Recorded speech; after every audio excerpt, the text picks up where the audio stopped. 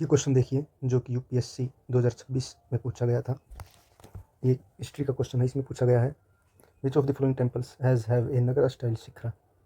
मतलब कि इन जो टेम्पल्स पूछे गए हैं इनमें से किस टेम्पल का जो है जो नगरा स्टाइल शिखरा है, जो कि नॉर्थ इंडिया में प्रोमिनेंटली बनाए जाते हैं। तो इसका जो सोर्स है वो 12th क्लास की एनसीईआरटी और जो 11th क्लास की आर्ट एंड कल्चर की एनसीईआरटी है उसमें जो है रेफरेंस के तौर पर मिलता है। ये देखिए बिल्डिंग टेम्पल्स का जो पैराग्राफ है उसमें around the time that the stupas at sites such as Sachi were acquiring their present form, the first temple to house images of four goddesses were also being built। Gupta period में जो structural जो temples बनने start हो गए थे वो बताया गया है। ये देखिए जो पूछा गया इसमें टेम्पल है देवगढ़ उत्तर प्रदेश। यहाँ पर ये लिख रखा है 5th सेंचुरी में जो बना था। इसमें ये भी लिख रखा है identify the remains of the shikhara and the entrance to the garbhagriha. इसमें पूछा गया है, हमसे पूछा गया था एनसीईआरटी में कि ये जो शिखरा है ये आइडेंटिफाई कीजिए कि कौन सा शिखरा था। ये नॉर्थ में बना था उत्तर प्रदेश में, देवगढ़ उत्तर प्रदेश ये लिख रखा है। तो ये जो था शिखरा ये नगरा स्टाइल शिखरा था इसका। तो shikhara was built over the central shrine, temple was often decorated with sculptures. तो ये जो बताया गया है तो 11th क्लास की एनसीईआरटी में क्या बताया गया है, इसमें भी देवगढ़ उत्तर प्रदेश की जो है रेफरेंस दी गई है। It is established that this temple was built in 6th century c 100 years और after small temples we just learn about साची एंड उदयगिरी। और साची जो है वहाँ पर भी जो है टेम्पल्स बनाने जो है स्टार्ट हो चुके थे इसी तरह के नगरा स्टाइल के।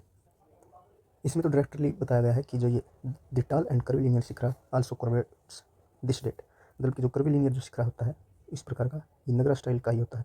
तो इसमें तो बताया गया था कि जो इसका शिखरा है it clear that this is an early example of classic nagara style of temple.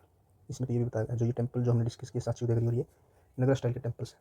तो जो फर्स्ट स्टेटमेंट है उसमें तो कोई दिक्कत है ही नहीं, मतलब कि जो थर्ड स्टेटमेंट है वो बिल्कुल करेक्ट है, ये एक नगरा स्टाइल का टेम्पल है। तो इसी वजह से जो ये फर्स्ट स्टेटमेंट है रॉन्ग हो जाएगी और ये जो 3 स्टेटमेंट है इनमें से एक जो हमारा आंसर होने वाला है। जो अब जो एक और जो टेम्पल है उसकी बात करते हैं जो कि विरूपाक्षा टेम्पल है, जो कि 11th एनसीईआरटी में इसके बारे में दिया गया है।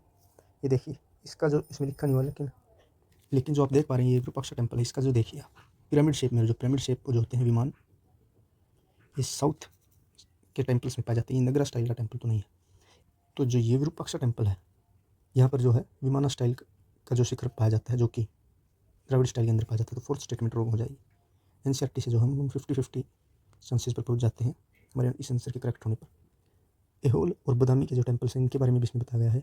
ये विस्र जो है स्टाइल के बने होते थे, मतलब मिक्सचर होता था नगरा और द्राविड़ स्टाइल का। तो इसमें विमान को हम ये नहीं कह सकते कि ये द्राविड़ स्टाइल में है या नगरा स्टाइल में है। जो इनका जो शिखर हो सकता था वो किसी भी स्टाइल में हो सकता था, द्राविड़ या फिर नगरा। तो इसमें हम कुछ कॉमन सेंस नहीं लगा सकते थे और ये एनसीईआरटी में भी नहीं मिलता। लेकिन जो ये है ये हमें पक्का पता कि वेस्टर स्टाइल में है। और जो ये है सेकंड स्टेटमेंट ये करेक्ट है। यहाँ पर ये नगरा स्टाइल का शिखरा था।